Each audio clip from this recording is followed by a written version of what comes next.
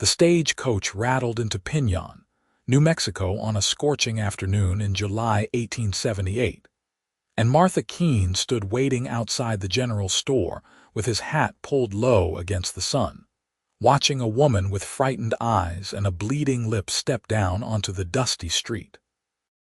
He had sent for a mail-order bride after 2 years of lonely nights on his cattle ranch, but nothing in her carefully worded letters had prepared him for the purple bruise blooming across her delicate jaw, or the way she flinched when the driver reached to help her with her trunk. Martha was a tall man, broad-shouldered from years of ranch work, with dark hair that needed cutting and eyes the color of sage after rain, and right now those eyes narrowed as he took in every detail of the trembling woman before him. "Miss Julia Matthews?" he asked, keeping his voice low and gentle like he would with a spooked horse.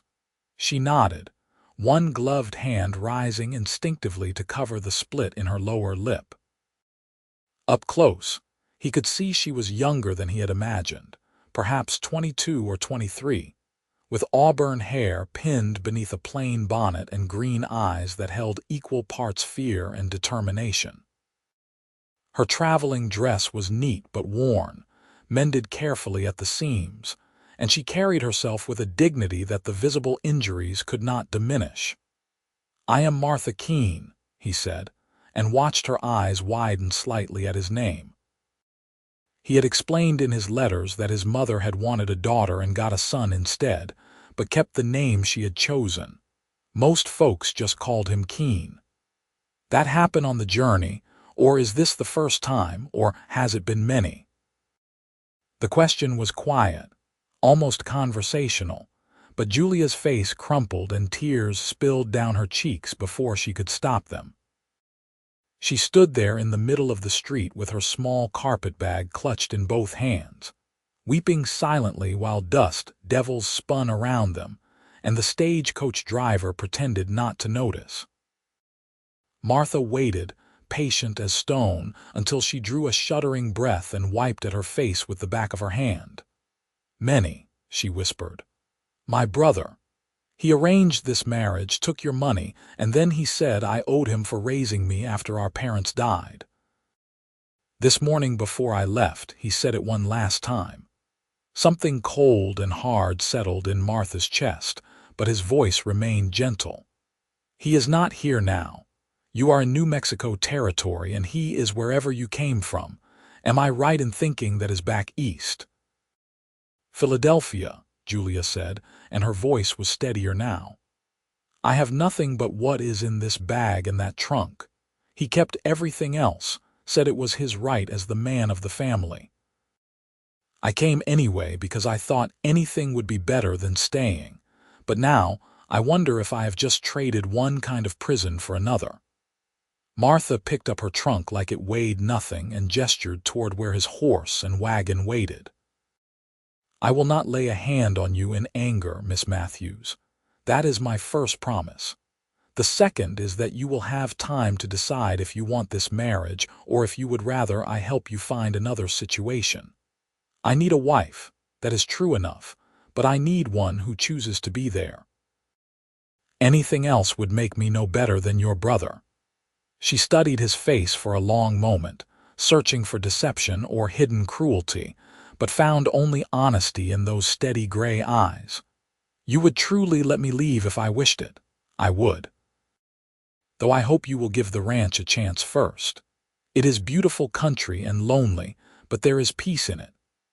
They rode out of Pinon in silence, the wagon wheels creaking over the hard-packed road while the sun burned overhead and hawks circled in the cloudless sky. Julia sat stiffly beside Martha, very aware of his size and strength, but he kept his hands on the reins and his eyes on the road, giving her space to breathe. The land stretched out endlessly in all directions, painted in shades of gold and rust and sage green, with distant mountains rising like purple shadows on the horizon. It was nothing like the crowded streets of Philadelphia, and despite her fear and exhaustion, Julia felt something in her chest loosen slightly. "How long have you had the ranch?" she asked finally, because the silence was beginning to feel heavy. 5 years. Bought it with money I saved working cattle drives up to Kansas. 300 acres of grazing land, a house I built myself, and about 200 head of cattle. It is not fancy, but it is mine, free and clear. Pride colored his voice, the kind that came from honest work. I have 2 hands who help during roundup and branding, but mostly I manage on my own. It is why I needed a wife. The loneliness was getting to be too much, and I am tired of my own cooking. A ghost of a smile touched Julia's lips. I am a decent cook. My mother taught me before she passed. Can you tell me about the house? 3 rooms. Bedroom, main room with the kitchen and fireplace, and a small room I have been using for storage that could be made into something else. There is a well with good water, a barn for the horses, and a chicken coop that needs mending. The roof is solid and the walls are thick adobe, so it stays cool even in summer. He paused, then added carefully, "The bedroom is yours. I will sleep in the main room until and unless you decide differently." Julia turned to look at him fully for the first time, taking in the weathered face and the calloused hands, the quiet strength in the way he held himself. "You are not what I expected." "Neither are you," Martha said honestly. "Your letters were careful, formal. I thought you might be older, maybe a widow looking for security. I did not expect someone young and educated who writes with such a fine hand. My mother was a teacher. She made sure I learned my letters and numbers, history and poetry. My father was a clerk before he died of fever. We were never wealthy, but we were comfortable until they were gone. Then my brother took over and everything changed." Her voice went flat, remembering. "He drank away my father's savings and lost the house. We moved to smaller and smaller rooms until we were living in a boarding house where the walls were thin and the roof leaked. He blamed me for being another mouth to feed, even though I took in sewing and washing to pay my own way. When your advertisement appeared in the newspaper, I answered it without telling him. He found out anyway." "How?" The postmaster knew him, told him about the letters going back and forth to New Mexico territory. "My brother took your last letter, the one with the money for the stage coach ticket, and said if I was so eager to leave then I could go, but not before paying what I owed." She touched her lip again, unconsciously.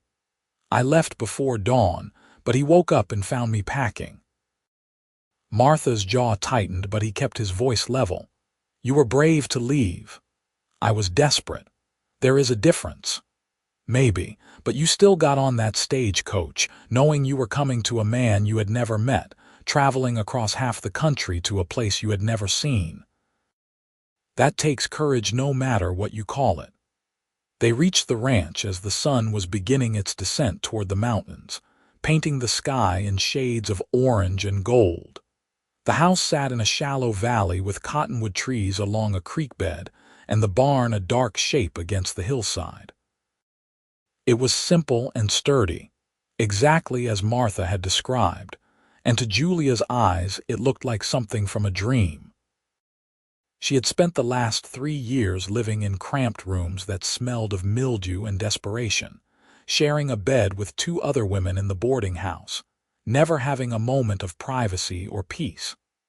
This house, small as it was, represented a kind of freedom she had almost forgotten existed. Martha helped her down from the wagon, careful not to touch her more than necessary, and carried her trunk inside. The main room was clean but sparse, furnished with a handmade table and chairs, a fireplace with a cooking pot hanging on a hook, and a narrow bed pushed against one wall. Shelves held dishes and supplies, and a lantern sat ready for lighting. He pushed open a door to show her the bedroom, which contained a larger bed covered with a faded quilt, a dresser with a cracked mirror, and a small window that looked out toward the mountains. "It is not much," Martha said, suddenly seeing it through her eyes and finding it wanting. "But you can fix it up however you like. There is fabric in town if you want curtains, and I can make more furniture if you need it." Julia set her carpetbag on the bed and turned to face him, her eyes bright with tears again, but different ones this time. "It is perfect. I have not had a room of my own since my parents died. Thank you." The gratitude in her voice made Martha's chest feel tight. "You should rest. The journey was long and you are hurt. I will make supper and call you when it is ready." "No." Julia straightened her shoulders. "If I am to be your wife or even just living in your house, I will not start by being useless. Let me help with supper. It will give me something to do with my hands." They worked together in the small kitchen space, moving carefully around each other like dancers learning a new pattern.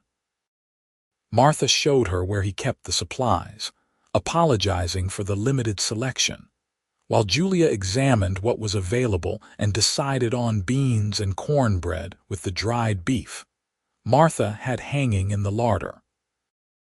Her hands were quick and sure as she worked, measuring and mixing while Martha built up the fire and set water to boil. They did not talk much, but the silence was comfortable now, broken only by the crackle of flames and the soft sounds of cooking. Over supper, eaten at the handmade table while twilight deepened outside, Martha told her about the ranch. He explained the seasonal rhythms of cattle ranching, the spring roundup and summer grazing, the fall drive to market and the quiet of winter. He talked about his two hired hands, Pete and Carlos, who would arrive in a few weeks for branding. He described the nearest neighbors, a family named the Thorntons who lived 5 miles north and had 3 young children. He spoke matter-of-factly about the challenges of drought and predators, the constant work of maintaining fences and water sources, the gamble of every year's market prices. Julia listened carefully, asking questions that showed she was paying attention. "How do you manage alone during calving season?" "I do not sleep much," Martha admitted. "Check the herd every few hours through the night. Sometimes I lose calves to coyotes or difficult births, but mostly they come through fine. The cattle are tough, adapted to this country. They have to be." "It sounds like hard work." "It is, but it is mine." He met her eyes across the table. "If you stay, it would be yours too. I will not expect you to work cattle. That is not woman's work, but running the house and the chickens and the garden, that would be your domain. I would not interfere, and any money from eggs or vegetables you sold in town would be yours to keep." "You would let me keep my own money?" Julia's surprise was evident. "Why would I not? You would be earning it with your labor." "I have never understood men who think they have the right to control every penny their wives make." Martha pushed his empty plate away and leaned back in his chair. "My mother ran a boarding house in Kansas before she married my father. She kept her own accounts and made her own decisions about her business. My father respected that. It is how I was raised to think about such things." They talked late into the evening, the conversation flowing more easily as Julia began to relax. She told him about her childhood in Philadelphia, the happy years before her parents died. She spoke about her love of reading and how she had borrowed books from a lending library whenever she could scrape together the pennies, escaping into stories when reality became too harsh. She described the city streets and the markets, the theaters she had glimpsed from outside but never entered, the grand houses where she had sometimes delivered sewing projects and imagined what life must be like for the people inside. Martha told her about growing up in Kansas, learning to ride before he could properly walk, helping his father on neighboring ranches. He talked about the cattle drives, the endless days in the saddle pushing stubborn cows north through dust and heat and thunderstorms. He described the first time he saw New Mexico territory, how something in the vast open spaces and clear light had spoken to his soul, making him know this was where he needed to build his life. When Julia finally yawned, trying to hide it behind her hand, Martha stood immediately. "You need sleep. I will clean up here. There is water in the pitcher in your room for washing and extra blankets in the trunk at the foot of the bed if you get cold, though it stays warm most nights this time of year." Julia rose, suddenly shy again. "Thank you for everything. For not being angry about my face, for giving me choices. I have not had many of those lately." "You will have them here," Martha promised. "Sleep well, Miss Matthews." "Julia," she said softly. "If we are to be married, you should call me Julia." Julia. Her name felt right in his mouth. "And I am Martha, or Keene if you prefer." She smiled, a real smile this time despite the split lip, and disappeared into the bedroom. Martha heard the soft sounds of her moving around, then silence as she settled into the bed. He cleaned the dishes by lamplight, banked the fire, and made up his narrow bed against the wall. Sleep was a long time coming. He kept thinking about the bruise on her face, the fear in her eyes when she first stepped down from that stagecoach, the courage it must have taken to travel so far into the unknown. He had wanted a wife to ease his loneliness, someone to share the work and the silence of the ranch. But Julia was already becoming something more than that in his mind, a person with her own hurts and hopes, and he found himself wanting to protect her, to see her smile without pain shadowing it. The days that followed fell into a gentle rhythm. Julia woke early, unused to the profound quiet of the ranch after years of city noise, and found Martha already outside tending to the horses. She made breakfast while he worked, learning the temperament of his stove and how to coax the best results from his limited supplies. They ate together, talking about small things. Then Martha rode out to check on the cattle while Julia explored her new domain. She cleaned the house thoroughly, finding satisfaction in scrubbing away years of bachelor dust and arranging things to her liking. She mended the chicken coop as best she could, laughing at herself when the hens pecked at her skirts, and collected eggs with a sense of accomplishment. She found the remnants of a garden plot behind the house, overgrown with weeds, and spent an afternoon clearing it out while imagining what she might plant next spring. Martha came back at midday for a quick meal, then returned to his work until evening. They ate supper together and talked as the light faded, sharing more pieces of their lives. Julia's bruises began to fade from purple to yellow-green, and the split in her lip healed cleanly. The fear in her eyes gradually gave way to something else, a cautious hope, as the days passed and Martha remained true to his word. He never raised his voice, never lifted a hand, never tried to enter her bedroom. He treated her with a respect that felt foreign and precious. On the 5th day, Julia asked if she could ride with him to check the cattle. "I would like to see more of the ranch," she explained, "and I know how to ride. My father kept a horse when I was young before everything went wrong." Martha saddled the gentlest horse he had, a bay mare named Rosie, and helped Julia mount. She sat astride despite her skirts, practical enough to know that side saddle made no sense for ranch work, and followed him out into the rangeland. The morning was clear and already hot, with the sun turning the landscape into shades of gold and amber. Cattle dotted the hillsides, red and white against the pale grass, and Martha pointed out landmarks as they rode. "That is Thornton land to the north," he said, indicating a fence line. "Good people. Mary Thornton was the first person to welcome me when I arrived. She will want to meet you soon, I expect. To the east is Open Range, mostly managed by a syndicate out of Santa Fe. West and south is mine, all the way to that line of rocks you can see on the ridge." They stopped on a rise where the wind blew cool despite the heat, and Julia looked out at the rolling hills and distant mountains, the endless sky arching overhead. "It is beautiful," she said quietly. "So much space. I feel like I can breathe here." Martha understood exactly what she meant. "That is why I stayed. Back in Kansas, in the towns, I always felt hemmed in. Here, a man can see tomorrow coming from a long way off. Or a woman," Julia said and smiled at him. They rode for hours, Martha showing her the water sources and the best grazing areas, explaining how he rotated the herd to keep the grass healthy. Julia asked intelligent questions, clearly trying to understand this new world she had entered. She was not afraid of the work or the isolation, Martha realized.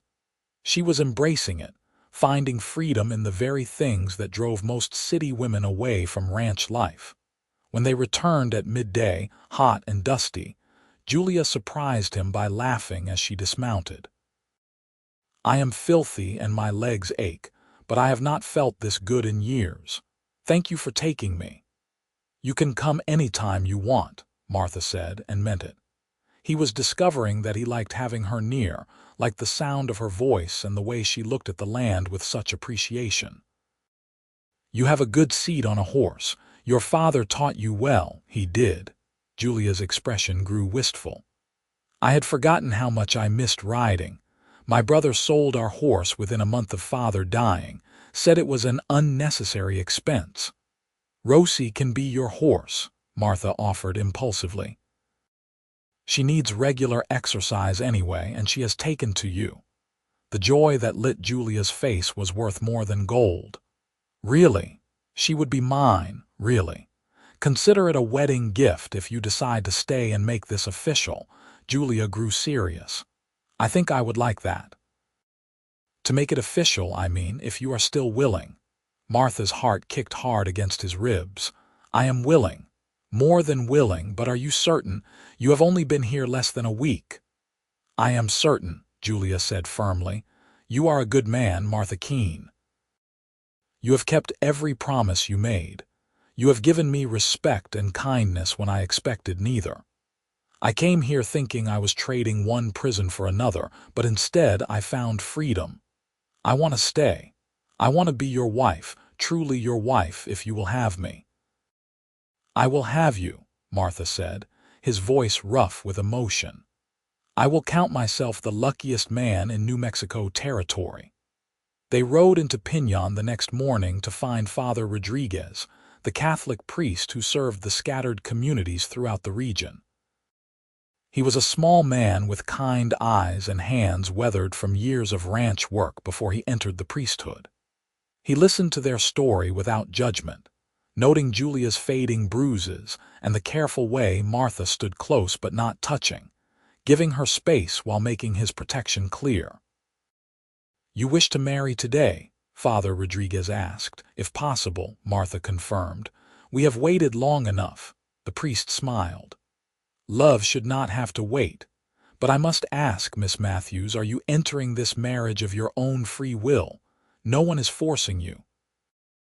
Julia met his eyes steadily.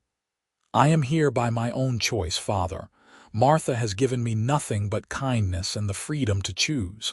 I choose this marriage." "Then we will have a wedding," Father Rodriguez declared. "Let me gather witnesses." They were married in the small adobe church with its rough-hewn pews and hand-painted altar, with the priest's housekeeper and the general store owner standing as witnesses.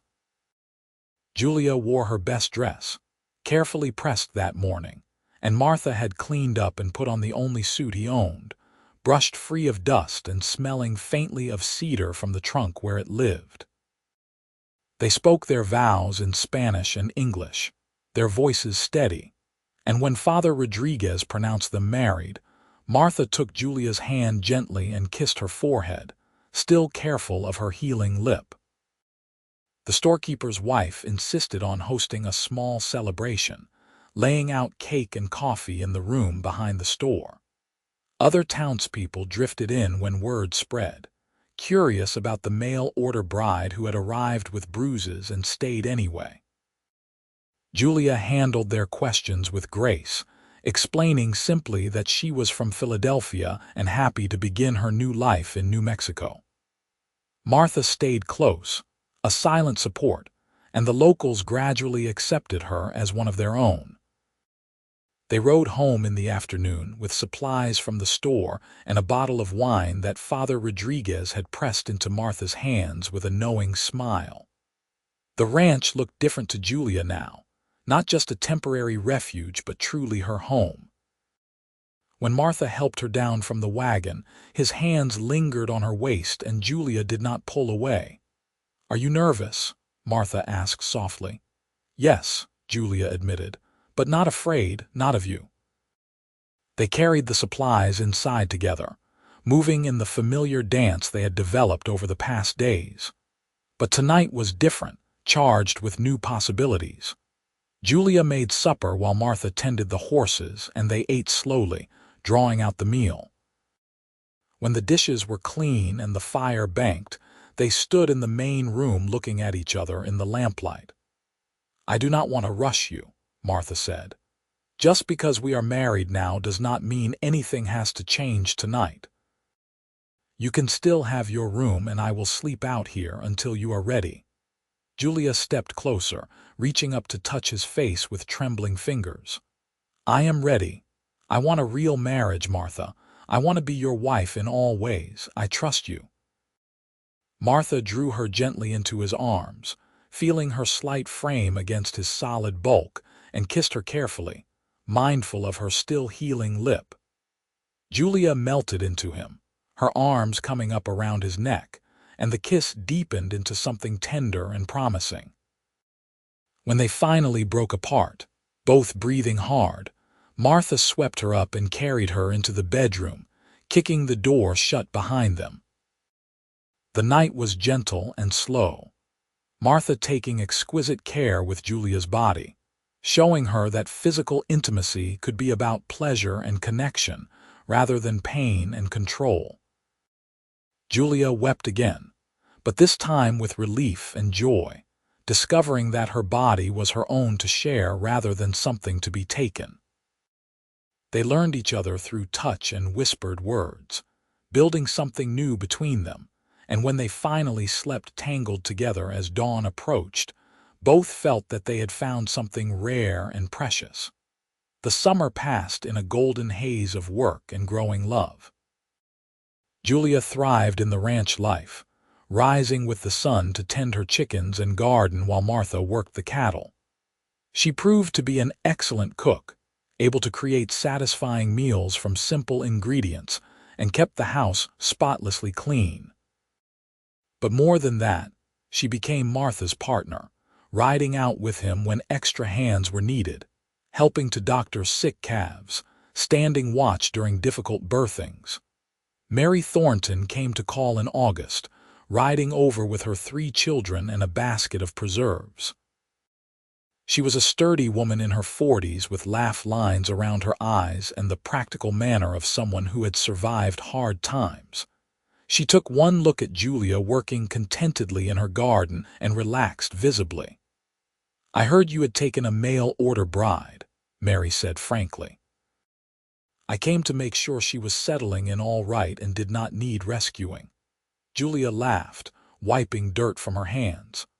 "I am the one who needed rescuing and Martha provided it. I have never been happier, Mrs. Thornton. Call me Mary. We are neighbors, after all, and too few of us out here to stand on ceremony." She studied Julia shrewdly. "You mean that? I can see it in your face." "I mean it with all my heart," Julia confirmed. "I know it must seem strange, marrying a man I met only days before, but sometimes you just know when something is right. Martha is the best man I have ever known."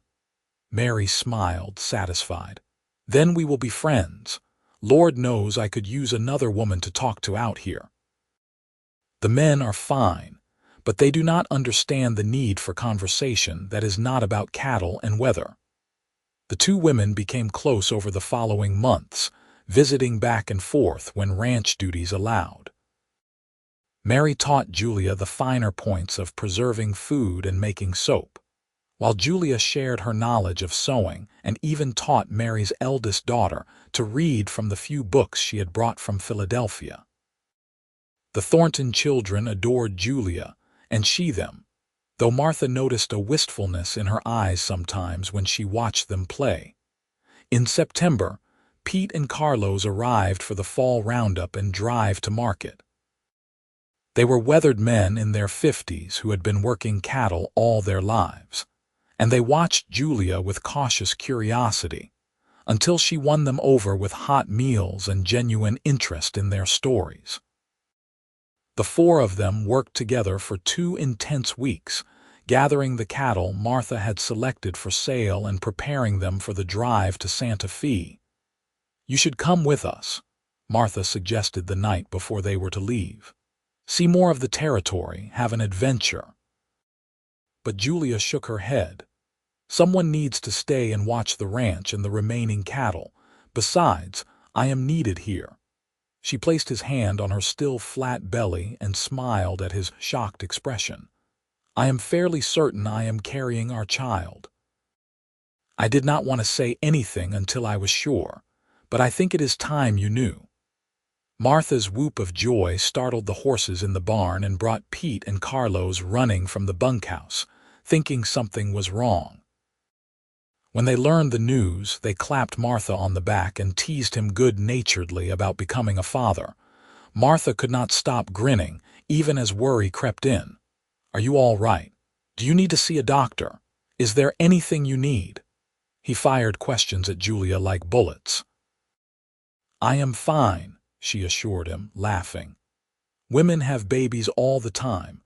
Mary will help me, and Father Rodriguez's housekeeper is a skilled midwife.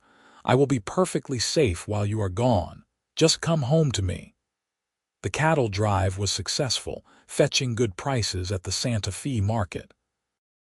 Martha bought gifts for Julia with part of the profit: fabric for baby clothes, a beautiful wool shawl, a set of leather-bound books from a shop that specialized in such things. He made the return journey in record time, anxious to be home. Julia met him in the yard, glowing with health despite the new roundness just beginning to show. Martha dismounted and pulled her into his arms, breathing in the familiar scent of her hair. "I missed you every moment," he murmured against her temple. "I missed you too.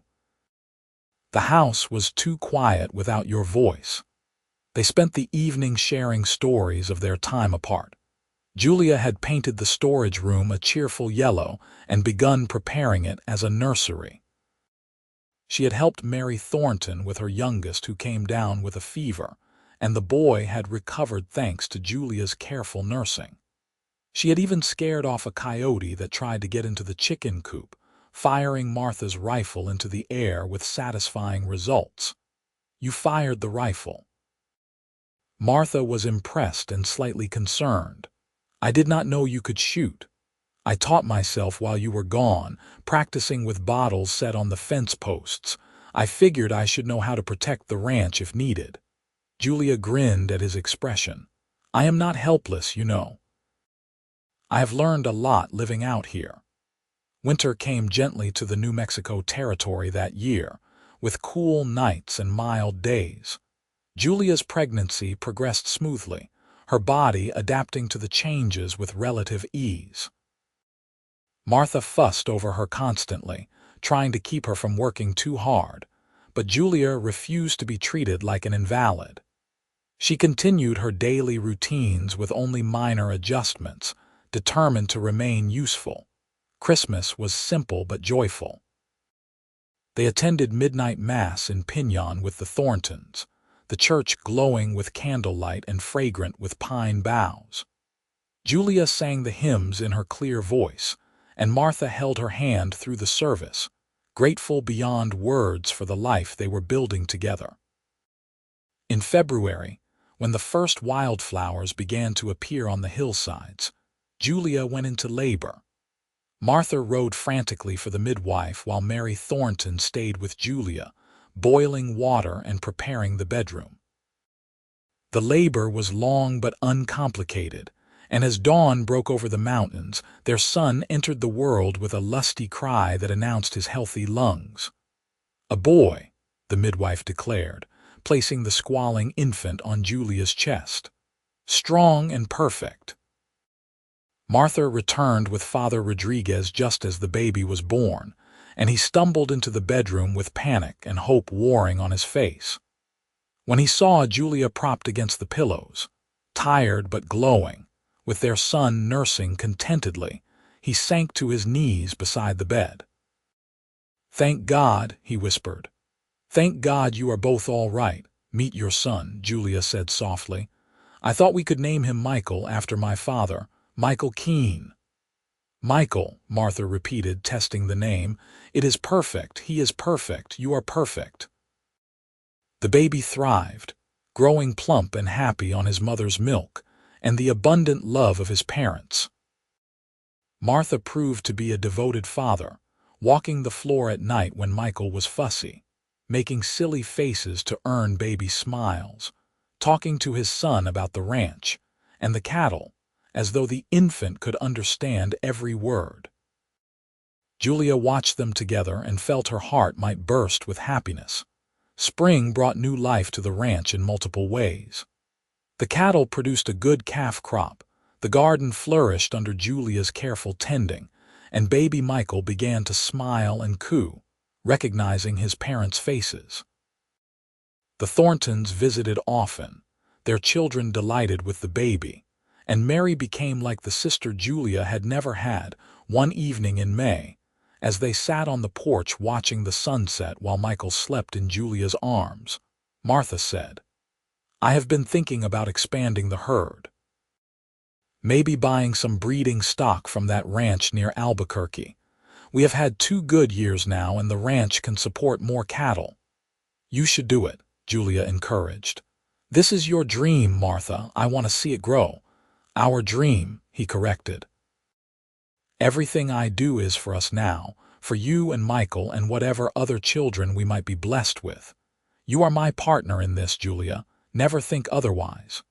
Julia leaned against his shoulder, feeling the solid warmth of him, the absolute safety of his presence. "You ever regret it? Sending for a mail-order bride? You could have courted someone local, someone you knew." "Never," Martha said firmly. "You are the best thing that ever happened to me. When I saw you step off that stage coach with your split lip and frightened eyes, my only thought was that I wanted to protect you, to show you that not all men are like your brother.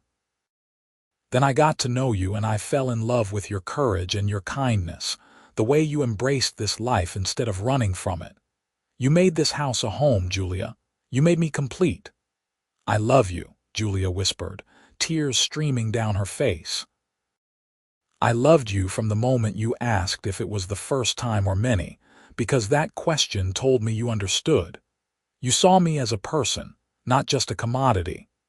You gave me choices when I had none, and you have loved me with such gentleness. I thank God every day that I found your advertisement in that newspaper."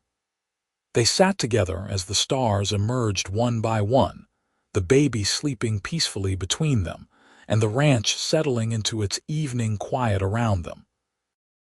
The journey that had begun with fear and violence had transformed into something beautiful, a love story written in the dust and sage of the New Mexico territory. The years that followed were filled with both challenges and joys. There were hard winters when cattle died and money grew tight, and there were summers of plenty when the rains came at the right time and the calves grew fat. Julia gave birth to 2 more children, a daughter they named Jane in 1881, and another son named James in 1883. The house expanded with additions that Martha built himself, creating more bedrooms and a proper kitchen that Julia had designed. The ranch prospered under their joint management. Martha's reputation for honest dealing and quality cattle spread throughout the territory, bringing buyers directly to their door. Julia's chickens and garden produce became sought after in Piñon, providing additional income that she used to buy books and supplies for teaching the children. She started a small school in their home, educating not only her own children, but also the Thornton kids and several others from neighboring ranches. Michael grew into a sturdy boy who followed his father everywhere, learning the ways of cattle and horses almost before he could walk properly. Jane was thoughtful and gentle, with her mother's green eyes and her father's steady temperament. James was the wild one, always getting into mischief and making everyone laugh with his antics. Martha proved to be the kind of father he had promised to be when Julia first told him about the baby. He was patient and loving, teaching his sons to work and his daughter that she could do anything her brothers could. He never raised his hand in anger, settling disputes with quiet words and reasonable consequences.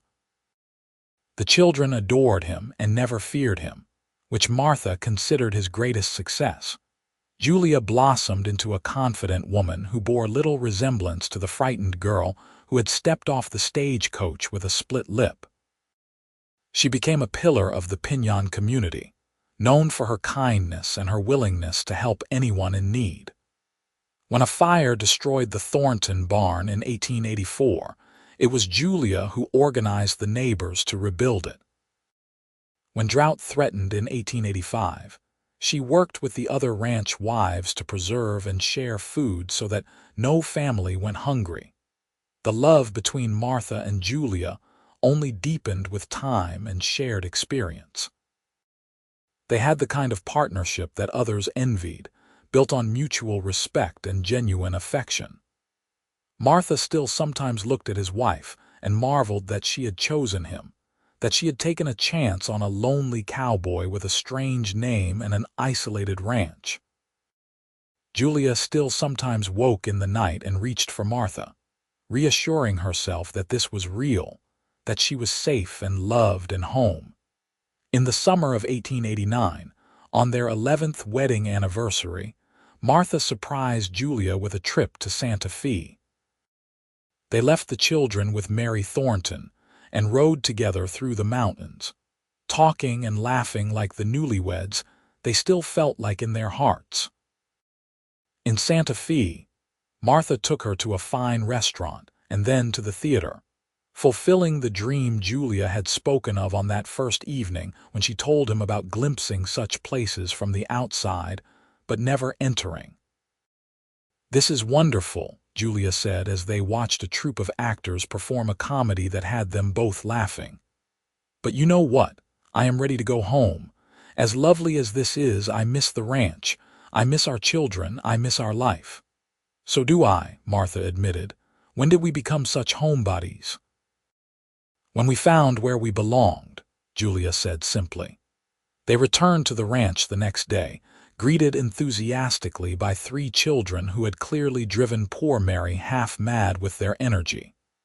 Martha swept them all into a group hug while Julia thanked Mary profusely for watching them. "Anytime," Mary said warmly. "Though I confess I am glad to return them to you. I had forgotten how exhausting young children can be." That evening, after the children were in bed and the ranch was quiet, Martha and Julia sat on their porch as they had on countless evenings before. The stars were brilliant overhead, unpolluted by city lights, and a cool breeze brought the scent of sage and dust. "You ever think about Philadelphia?" Martha asked. "Wonder what your life would have been like if you had stayed," Julia shuddered. "Sometimes, but not fondly. If I had stayed, I would probably be dead by now, or so broken I might as well be. My brother was getting worse, drinking more, becoming more violent. I escaped just in time." She turned to look at her husband, love shining in her eyes. "Coming here, marrying you, was the best decision I ever made." "You saved my life, Martha." "No," Martha said gently. "You saved your own life by being brave enough to leave. I just gave you a safe place to land." "Then we saved each other," Julia compromised, "because I know you were lonely before I came, and now neither of us ever has to be lonely again." They sat in comfortable silence, hands intertwined, watching the night deepen around them. Inside the house, their children slept safely, dreaming whatever dreams children dream. The cattle grazed peacefully on the hillsides and the horses dozed in the barn. The ranch that Martha had built with his own hands had become a home filled with love and laughter, exactly as he had hoped when he first placed that advertisement seeking a mail-order bride. Julia rested her head on Martha's shoulder and sighed with deep contentment. The split lip and bruises she had arrived with were long healed, leaving no physical scars, and the emotional wounds had slowly closed over as well, tended by Martha's unfailing kindness and patience. She was whole now in a way she had never been before, not just surviving but truly living. "I love you," she murmured. "I love you too," Martha replied. "Today, tomorrow, and all the days after, you and our children are my whole world, and you are ours." The stars wheeled overhead in their ancient patterns as the young couple sat together on their porch. Two people who had found each other against all odds and built something beautiful from broken pieces. The Wild West could be harsh and unforgiving, but it could also be a place of new beginnings and second chances. For Martha and Julia Keene, it had been both, and they would spend the rest of their days grateful for the courage it took to reach for happiness when it seemed impossibly far away. Their story became a quiet legend in Piñon, told whenever someone new arrived looking scared and uncertain. People would mention the Keene Ranch and the mail-order bride who came with a split lip and stayed to build a life of love and prosperity. It became a reminder that endings could also be beginnings, that kindness could heal what cruelty had broken, and that sometimes the bravest thing a person could do was trust again after being hurt. As the years continued to pass, the Keene family remained a cornerstone of the community. Michael eventually took over much of the ranch work as Martha aged, proving to be as skilled and honorable as his father. Jane became a teacher in Piñon, continuing the work her mother had begun. James, the wild child, surprised everyone by becoming a veterinarian, studying in Denver before returning home to serve the ranching community. Martha and Julia grew old together, their hair turning silver and their bodies showing the wear of hard work and long years. But their love never diminished, remaining as strong in their 70s as it had been in their 20s. They spent their final years surrounded by children and grandchildren, secure in the knowledge that they had built something lasting. When Martha finally passed in 1912, peacefully in his sleep at the age of 78, Julia held his hand and whispered her thanks for the life they had shared. She followed him just 6 months later, unable to imagine a world without her partner. They were buried side by side on a hillside overlooking the ranch, with headstones that read simply, Martha Keene, beloved husband and father, and Julia Keene, beloved wife and mother. But the real monument to their love was not carved in stone. It was the thriving ranch that continued to operate under Michael's management. It was Jane's school where children learned to read and dream. It was James's veterinary practice that served ranchers throughout the territory. It was the grandchildren who inherited Martha's gray eyes and Julia's auburn hair, who heard stories about how their grandparents met and fell in love. It was the memory of a frightened woman stepping off a stagecoach with a split lip, and a kind man who asked one simple question that changed both their lives forever. It was proof that even in the hardest of times, in the wildest of places, love could take root and flourish, growing into something stronger than fear, more enduring than pain. The ranch house still stands in the New Mexico Valley, weathered by time but solid, surrounded by cottonwood trees and the ghosts of cattle long since gone to market. If you stand on the porch at sunset, you can almost see them there, the tall cowboy and the brave woman who chose him, sitting together in the fading light, hands clasped, hearts intertwined, home at last.